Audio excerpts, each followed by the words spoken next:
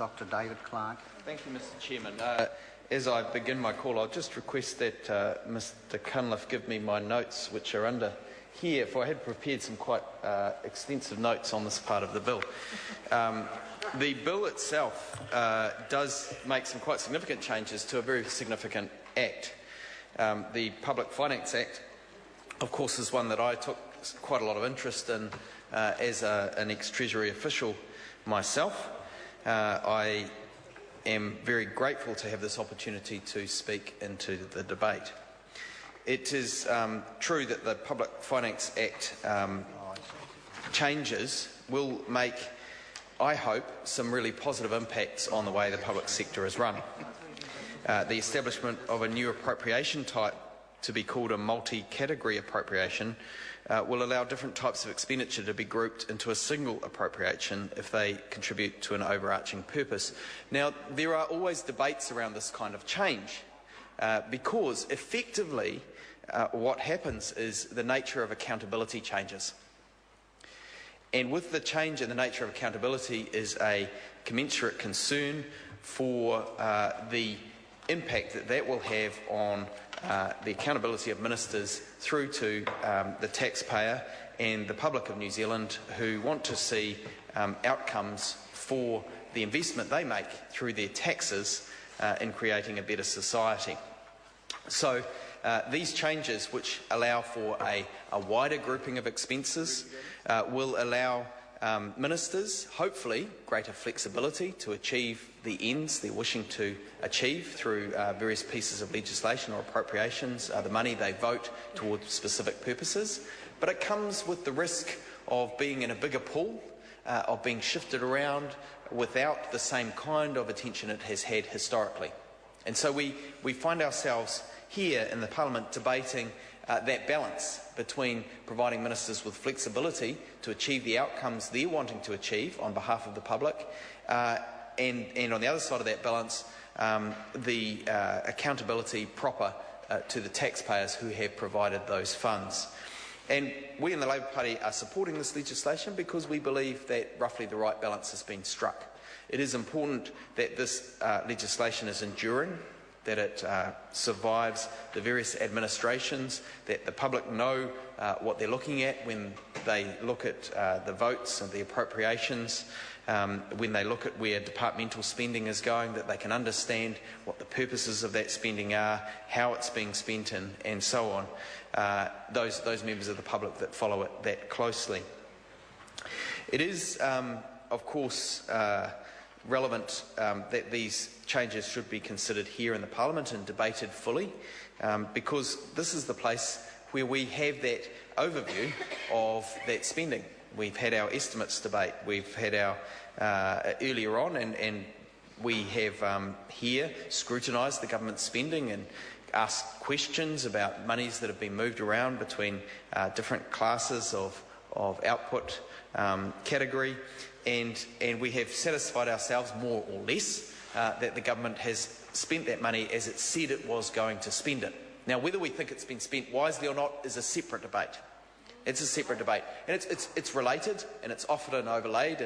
And Mr. Speaker, you will have heard, I shouldn't bring you into this debate, Mr. Speaker, but members of this House will have heard me express political opinions, views about how money should be spent, whether it's being spent in the right way, and by that I mean on the right things. Here we are talking about whether it is being spent in the way that the government says it's going to spend it, whether it's true to its word. And that kind of accountability is important no matter which administration is in place, because each administration will have its own view as to how money should be properly spent. This legislation changes the requirements for information about department strategic intentions, including the frequency of its provision. And again here, I think this is about striking that same balance between accountability. How often do departments have to outline their strategic intentions? Should they have to do it every year? Is that a good spend? Is that a good use of public monies to update things when they may be entirely relevant from the previous year? The intentions may be the same. Should we be using, or just how much resource, how much public servant time should be spent on judging whether the strategic intentions should be updated or not, as opposed to delivering, Mr. Chair, as opposed to delivering on the objectives of the government of the day. And so this is where, again, a balance is being struck. And we believe in this legislation that, by and large, that balance is being struck correctly. Specifying the financial responsibilities of departmental chief executives to make it clear that they include financial stewardship for the long term is another initiative that's found in this legislation, which we think is good. Now, the proof, again, will be in the pudding. In this particular one, we think. Just how we consider the long term, how any government of the day considers the long-term stewardship is yet to be proven. There will need to be measures put in place to say whether we think that this measure is really in the long-term interests of the country or not. Governments will try to outline those measures. There will be political debate. There will be a political overlay to the particular debate on these matters, and that is natural. And it is the job of the representatives of the people who are elected to try and represent their concerns. So, for example, on this side of the House, we might be concerned about rising power prices, and we might take exception to Mr Key saying that Kiwis are paying about the right amount for power prices. We just simply don't think that's true on this side of the House. So that's why we've launched our New Zealand Power policy. We think that there should be a different way of organising the electricity market in New Zealand. Our objective will be different to the current government, who seem very satisfied with the rising power prices. It doesn't bother them.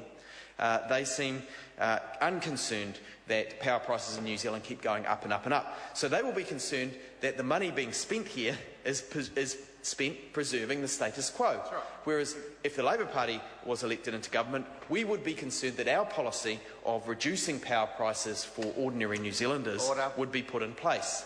Mr Speaker, which goes precisely to the point here in the legislation, Mr Chair, which is that we're talking about financial stewardship for the longer term. And in that particular policy example, Labour thinks that stewardship of that resource in the long-term interests of the country is about delivering lower power prices to businesses so that they can develop and contribute to New Zealand, whereas the government may take a different view. Now, that's their prerogative. That's the nature of governments and of parties representing interests in this Parliament.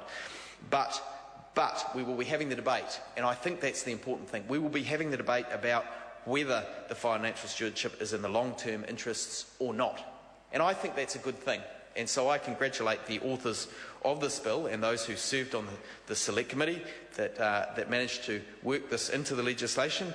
And I will join also with congratulating the officials, though I sat not on the particular committee for all of this bill in consideration on its way through. I know or have met or have dealt with several of the officials before and regard them to be exceptionally good officials, and I heard David Parker recounting his experiences and congratulations, and I want to echo them. This bill will survive administrations. It is a step forward for the public sector. It's a step forward for New Zealand. It's not going to address that fundamental question of whether the policies are right or not. The wrong policies can't be helped. No amount of fine-tuning how departments deliver what they've been tasked with doing will address the fact that I think this government has terrible policies on some things. But it will fine-tune the government's ability to deliver on the policies they say they're going to deliver on, and it will fine-tune the accountability measures for the government so that they can be held to account by members of Parliament, by the general public, to say whether they are delivering what they've said they're going to deliver or not. That will become obvious. And then we can have the debate. I can stand up here, as I want to do, and say that this government has the worst economic record of any government in the last 50 years. And it will be a political debate, because they can be clear that they have done what they said they were going to do. They have implemented the policies that they said they were going to implement and spent the money on the things they said they were going to spend it on. My colleague raises the issue of GST and says the government never said it was going to raise GST and then it did. Well, unfortunately, I don't think this legislation is going to solve it. This legislation is here they said they wouldn't raise it. Quite right, Mr. Fafua, you've corrected me.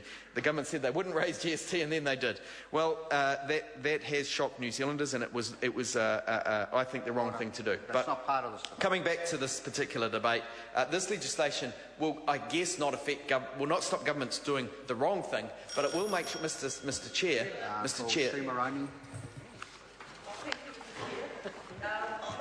It is a pleasure to take a call on part